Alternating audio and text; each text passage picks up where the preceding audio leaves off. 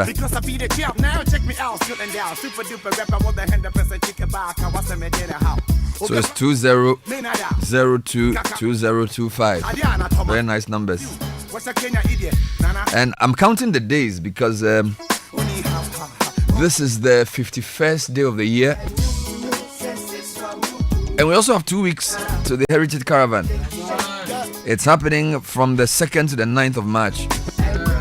As I've always said, there are many things we do as a station. I think the Heritage Caravan is the best. Can you guess how much Kenya earned from tourism in 2024?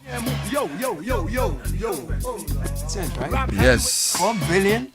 I'm going to give you the details shortly. Yeah.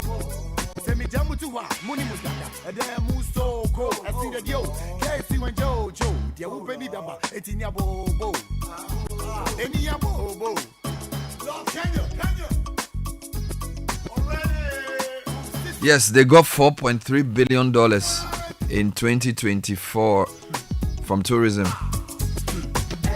That's a lot of money. Yes, many times. But actually, the IMF bailout is $3 billion spread over 3 years. Kenya got $4.3 billion in a year.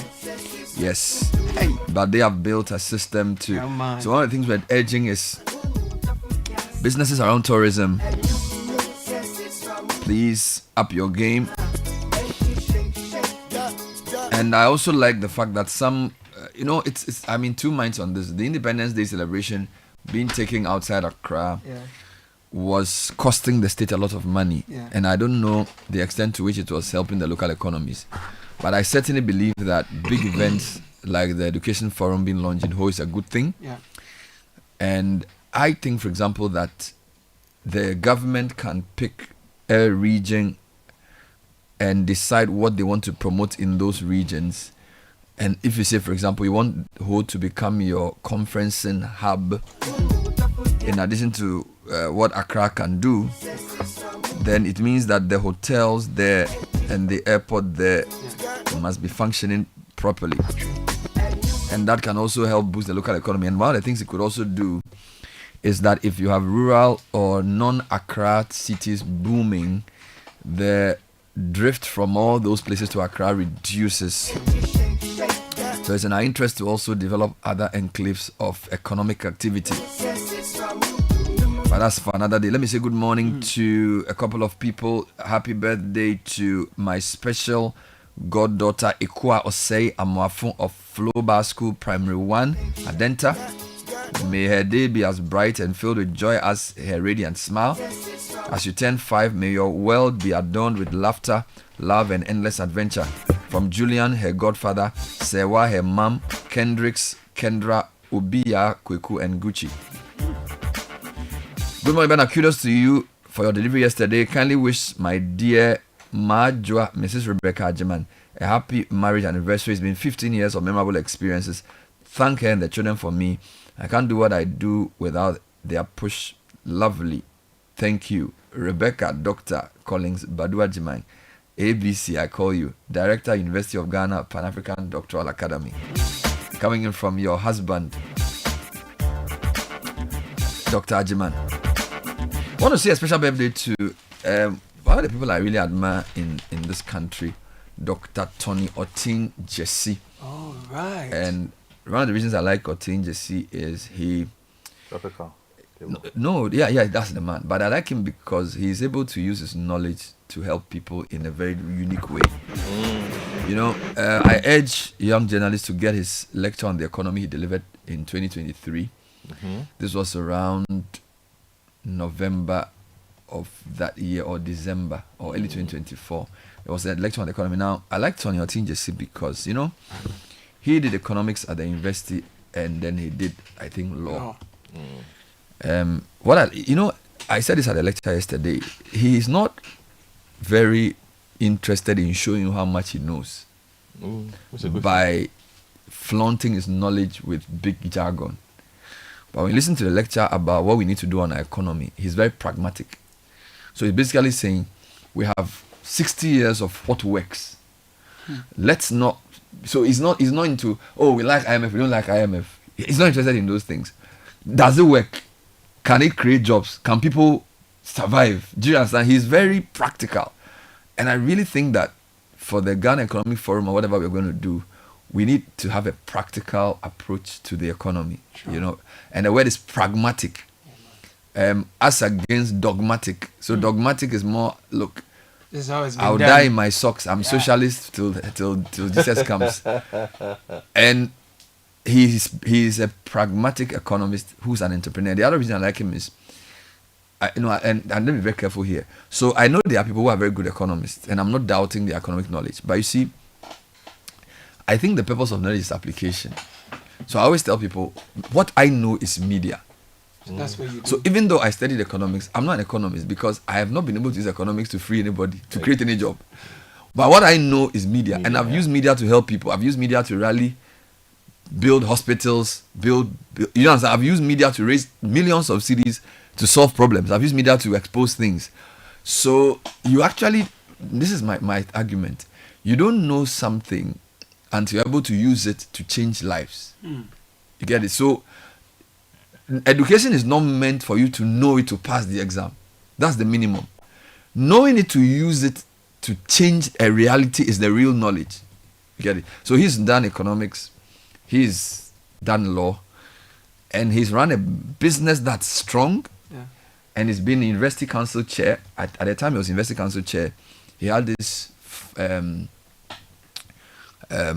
foundation that was helping underprivileged students. So he would invite some of us to come and talk to the student. He was saying that, look, I don't see the point in just giving the student a scholarship. So he had this system where you say, okay, when we give them the scholarship, we'll invite them to lunch. And then he will invite young people like me to talk to them about what it takes to succeed in a university. Why you shouldn't just be a tunnel vision university student. Why you should have range. And this is like 2010, 2011. So you know this University of Ghana place, when you go through South Legon, there's this University of Ghana, it's like a guest house. Okay. On your The way university guest from house. the university athletics. It's opposite athletics over. After the stadium. Some place on your way towards South Legon. So when you're on the roundabout from South Legon, if you don't use the main exit, you are going all the way out. Yes. It's the university guest house. Yeah, but not the main one near University Primary School. There's another one. Okay. You mean the Noguchi area? Yes, after Noguchi. Oh, that's Yui Lodge. Good. Yui Lodge. So what he would do is that he will invite these like Right. people he's giving scholarship to. Titre ni Nintre.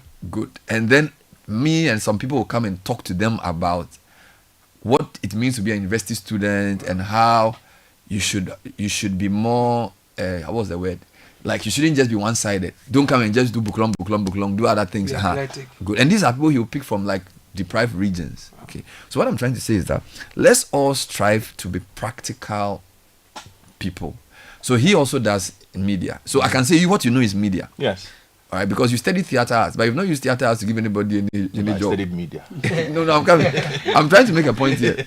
You pass theater arts very well. Yes. If you had done productions to a point where you can use it like George Quay, then I can say you know it. Because you see, True. there's two things about knowledge. Willing to learn, but commitment to apply. Yeah. Okay.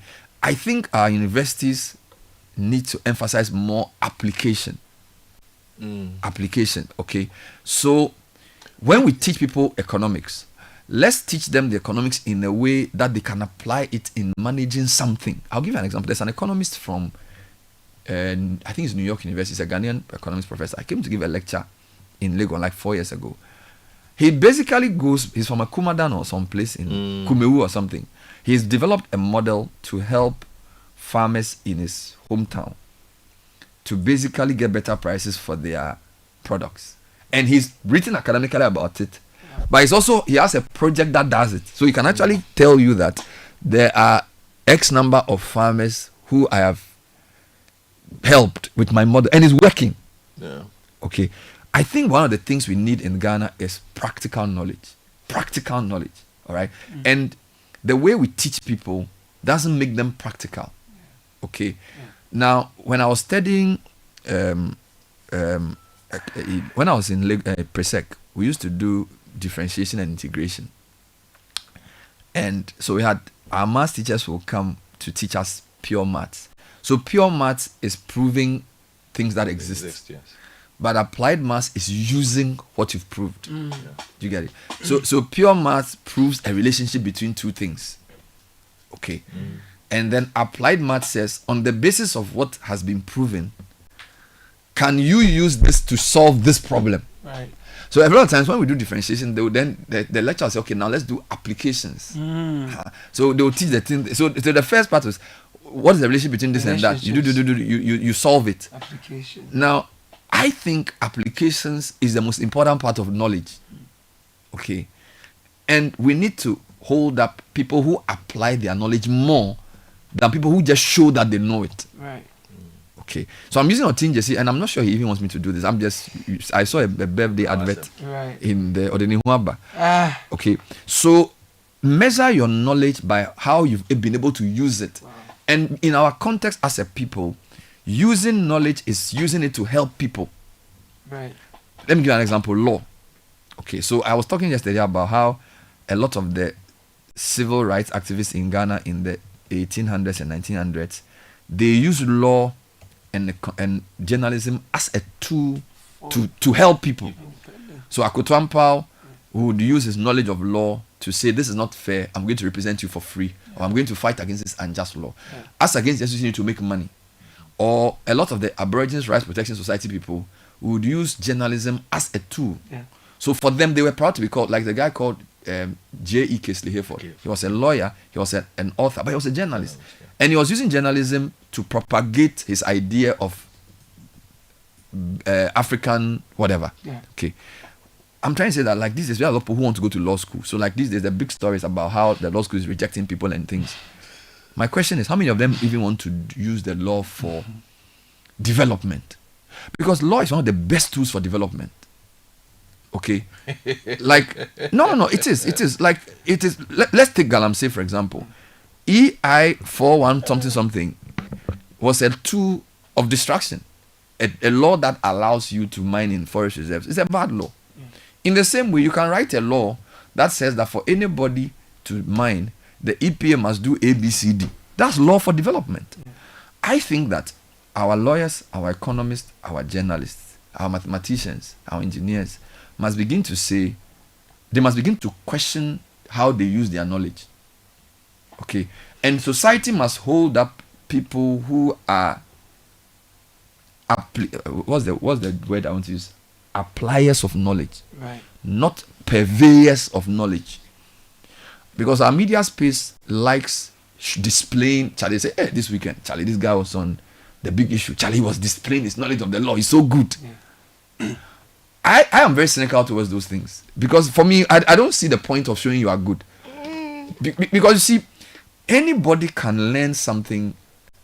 And you see, our educational, and help me here, our educational system is very problematic because we hold up as intelligent those who are able to answer questions correctly. Now, answering questions correctly means it could mean two things. It can mean you understand it enough to answer it correctly. Yeah. Or it means you can mimic enough. Mimicry is not bad. But I think mimicry is good if it's in applying something that can help you. But you see, understanding. if I can remember a formula and regurgitate it, or understand a procedure and show that I know it, is good enough. But it's not good to solve a problem. Do you understand what I'm saying? So we have to start saying, how are we using our knowledge to change society? Okay.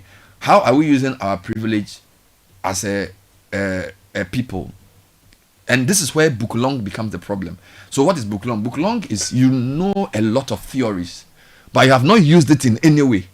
We need academics, because academics always push knowledge to the next level. Yeah. An academic can say, I've studied various economic systems, and I can tell you that this path you are going, you may make a mistake. Right. So we need that to help us. But we also need practitioners. And we also need practitioner academics who know and use. So if you are appointing somebody to run something, so when you give Tony Otinjesi University Council Chair, because he runs a company, and because he knows what it means to pay salaries, and because he knows how to produce a product, He sees the university as a product, that a system that produces products. So he's not just saying how many people have we graduated. He's asking what do they know. Okay, what can they do? For a country like Ghana, those are I think that's the model leader. But that's why it's exciting that tomorrow Dr. Tony Atinjesi will join other PSC's lawyer. It's actually today. It's today. No, Thursday. It's today, 4 p.m. Yes. So if you want to hear more from Dr. Tony Jesse, it will be happening tonight at the British Council, the Swedro Conversations, as well. The key speaker, the main speaker is David Ofosu-Dote, another very practical. So let me give you an example of David as well. Knows his stuff, uses his knowledge to sell. So David didn't come to law as the normal route, You and were sometimes telling me. so you see, generally people go to Legon or somewhere, they do an LLB, and then they go to Makola and they become lawyers. We need those people. They can become attorney general. They can become very good lawyers. But David he's more eclectic. He started from some transport or something. He did mobility. I think he even started from Polytechnic or something. Polytechnic. He's a mobility and transport logistics guy. But I'll tell you that a lot of the laws that have been drafted, for example, the Public Investment Division of the Ministry of Finance, a lot of the PPPs they did, he helped draft those laws. It's because when you have a practitioner scholar, they have the best of two worlds. Yeah. Okay, because I always say that there's a certain journalism I know that you can't be taught in a classroom. So I usually restrict myself when I'm giving public lectures to media because that's what I know. Yeah. And I know it in a way that It's more intimate. I don't know it because I got a first class in Studying. journalism. Yeah. All right. Or I don't know it because I went to Colombia to study it. There's a place for that. I know it because for 20 years I've interviewed people, I've gone to follow stories, I've launched campaigns, I've led teams to cover elections. Do you understand?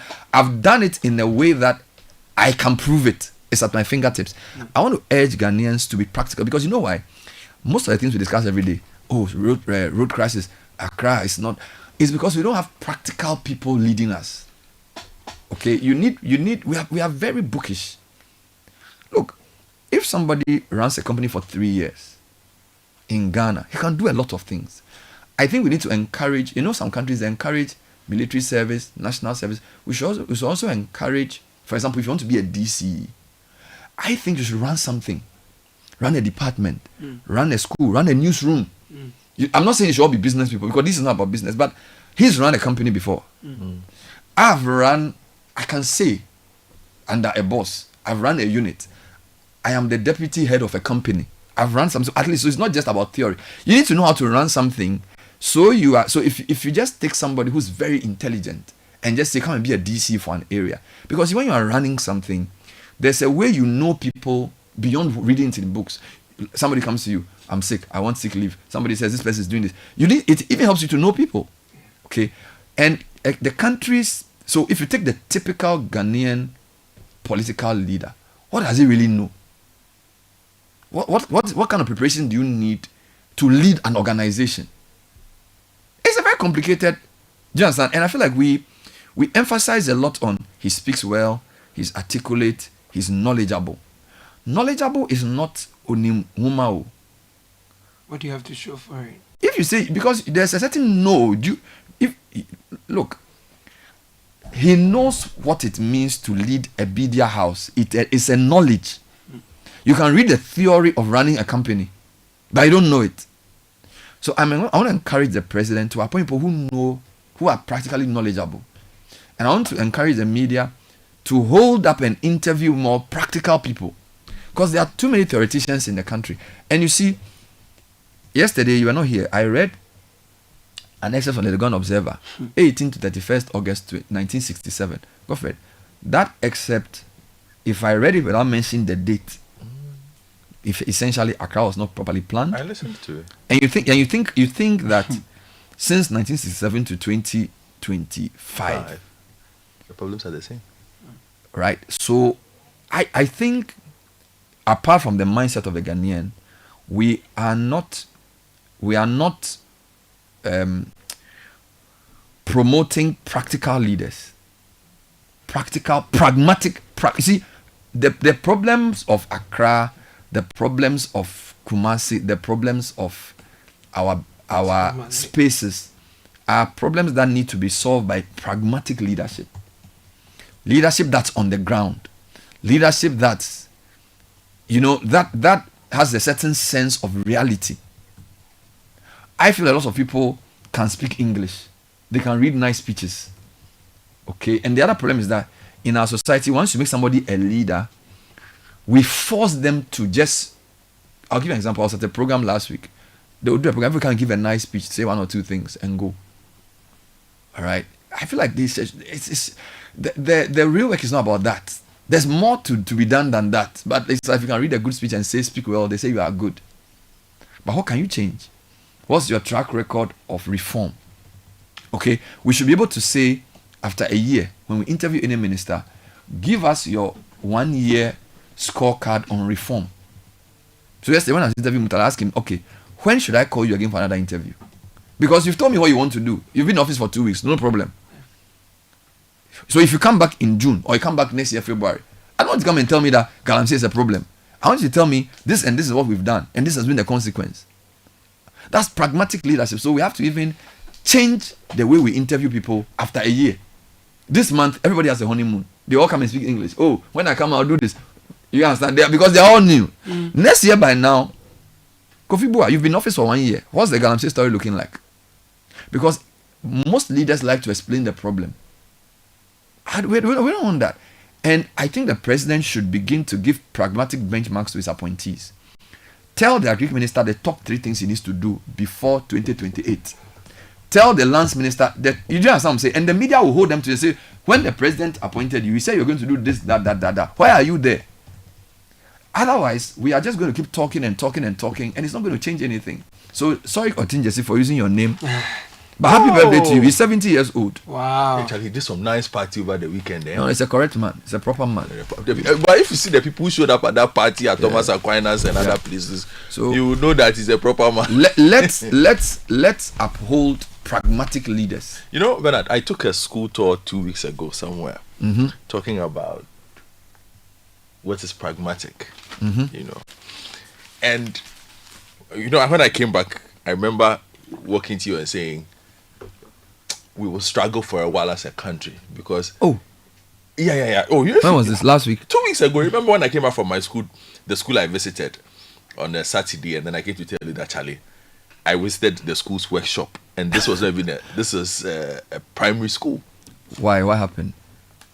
You see, the dedication to applied learning from that age. Oh, yeah. I remember you said. Yeah, the dedication to applied learning from that age. Their products will be ahead of our normal products. Our kids will struggle to deal with those European kids. Because at an early age, they're already... You know, so when you were dealing with, in most of our educational setups, not all of them, when, for instance, they are teaching you about photosynthesis, or they are teaching you about germination, or they are teaching you about this, the teacher will just talk about it and go away. Right? Yeah. But for these kids, you have to actually undertake the process by yourself. So everybody has to grow a plant. Everybody has to make observations of the plant. Everybody has to be able to see those things that they've been taught in the class on the plant and take notes of it over a period. And build their own knowledge base. On it. Wow. I went to their geography class, for instance. And even how they were being taught about this country was very different. Yeah. You understand? Yeah. From what we have experienced as students and what our kids are experiencing. So that's what when I came back, I was telling you that we will struggle. Because if I even looked at the quality, and again, this is privileged surroundings. So, but even the workshop that was available and what the workshop was meant to do, it's high level. You know, for kids who are aged between 10 and 17. They're already using workshops and things. By the time that kid leaves, you've always made this point. What did we what did we use our technical drawing for? What did we use technical skills for? Yeah. They live it. There was a day I interviewed somebody last week, and the guy said he did TD. Yeah. And do you know there are people who didn't know what TD was? Really? There are people who don't know what a drawing board is. Hey, we have suffered though. But you see, I think we missed the trick because you see, in Fancy School, when you do science, generally they dominated the engineering because they were combining technical with pure science. Pure science. So when the guy said he was doing TD, somebody called the show and said, "What is TD?" Oh, nice. And our kids in private schools, do you know what a drawing board is? Some of them should. Are you sure? You know what a drawing board is? I'm not there. I'm not there. Did you, I'm not okay, the did, case did you go to? study, Did please. you, Because it would be unfair to no, I'm asking. But It would be did you unfair. go to JSS? You didn't. No, he didn't.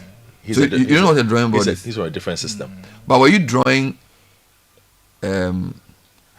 Okay, technical drawing is basically learning how to I've seen it with like the 2D, T 3D, square yes. and that kind So of stuff. it helps you to sort of visualize things from different angles. So let's assume like this phone, they can help you draw it from 3 perspectives. It's almost like the basic drawing that you need to do design or architecture or any type of engineering.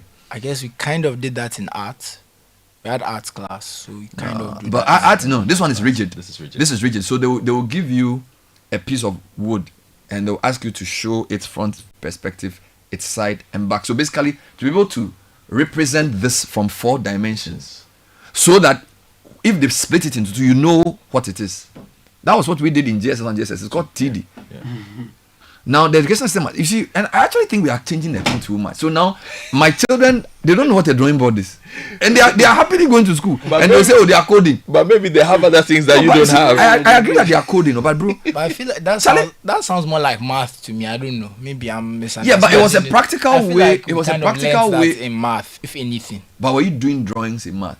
Well, I guess what we used to do is we might have to rotate shapes, or they might give us You a guys are using computers. no, No, rotate. no, Like no. they can give you like a shape. Like let's say they can. They I do a don't lot know- of cognitive skills. I don't know how to explain it, but they can give you like a what's that thing called, a cuboid. A Is cuboid, that- yes. And then they'll make it flat. Like Flat. they'll kind of Yes, and then you have show to it- fold it and show if there are holes in it. How many holes and would they can you even get? show you the drawing of it. Yeah, but And we were actually made to draw it. Yeah. Number 2, we were made to even cut. I don't know about your technical skills. Yes. One of your practicals that you have to build a joint. Yes, They'll take you to very basic. You build this thing, a workshop. They'll give you a blank piece of wood. You are supposed to demarcate it, saw it, use the plane, and then create. I did a dovetail joint. we all did dovetail joints. Do you know what the dovetail joint is? It's very complicated. So a dovetail joint is like the tail of a dove, like this, and then you're supposed to do a joint that fits Fits it. before you get your marks. So my technical skills that I got 1 in BC, I had to do a dovetail joint. we were going to school with wood to go to the school workshop. So if a chair breaks in my house, I can fix Fix it. it. Yeah. Interesting. So maybe I'm just going back to say I plead with the educational forum, please. We don't need people to go and do grammar knowledge to say they are knowledgeable. We need people who are practical to solve our problems. All right. So I just want to plead with the guys doing the educational forum this week. If people are going across the country, they should find a way of bringing practicality. Every school must have a workshop. Every school must have a proper lab. You know, because if a school has a proper workshop, then the kids can try their hands on things, not just to read and write. Because our problems are practical problems. We don't need theoreticians alone. We need practitioners too. So that's my 2 seconds. But we have practitioners, because yesterday when you're reading the document, Mm-hmm. what I was telling myself was maybe there are 2 angles I see this from. Quickly before Susu comes in with tech and social media, we are not trained to make difficult decisions because we are afraid to upset people. Okay. And so we have a long line of acquiescence and making easy decisions because yeah. nobody wants to be the leader who is accused of toppling Yeah. the system. So everybody does just enough not to upset the public They want to and be liked. just enough to keep the society going. So nobody has done enough to actually move us. Because all the decisions that will move us are really, really unpopular decisions. That's a problem. There isn't a single decision that will move us significantly that will be popular in this country. So is the problem what we want? Or? All of us. You see, because again, it comes back to the education question. Because we as citizens who are at the end of the thinkers we will get, what will be our appreciation of those decisions, of those applications? Because it has to also be based on our understanding of it. If we don't understand it, what is good for me will look like you are trying to kill me. That's true. That's true. So I will not accept it. And that is where I think therein lies The problem. The problem. And so you have to. So there are 2 things you do as media. You need to let people know what is actually right for them, so that the leader, when the leader has the courage to apply that solution, he does not sort of lose the people. Get it? Because the leader too cannot say, I know what's right for you, so to hell with you. In a democracy, you need to listen to the people. But sometimes the people's level of appreciation of where they want to go may not be what they actually need. So that ability to cast vision, but also get people to bring them along, is the eternal challenge. So lots of leaders give up and say, you know what, if this is what they want, let me just do it for them. And at the end of the day, you'll be popular, but you don't bring change. Because you need to at some point, you need to have you need to tell yourself, like it's your kids. Do you want your kids to be happy now or to be better? Sometimes you have to choose that I want my kids to be better. So I'll do difficult things for them. They want to watch television. I say, no, you're not going to watch TV this week. You can cry all you want, but you're going to do something else. You can make yourself a popular parent by just making them have what they want, and you destroy them. It's the same thing. Sometimes you have to say, look, guys, this is what you think you want, but based on what I see, this is not what actually you need. All right? And that, what democracy does, though, is that it forces leaders to err towards popularity as against immortality. Right? That's the problem. So Kwame Nkrumah and some of those who have gained immortality, I mean, when they overthrew them, people were happy. Very, very, very happy. Because all the decisions were crazy. So we need to think through this carefully. So let's do tech and social media trends. Who is the sponsor? First Bank Ghana and Telly. So if you're sending money to Gambia,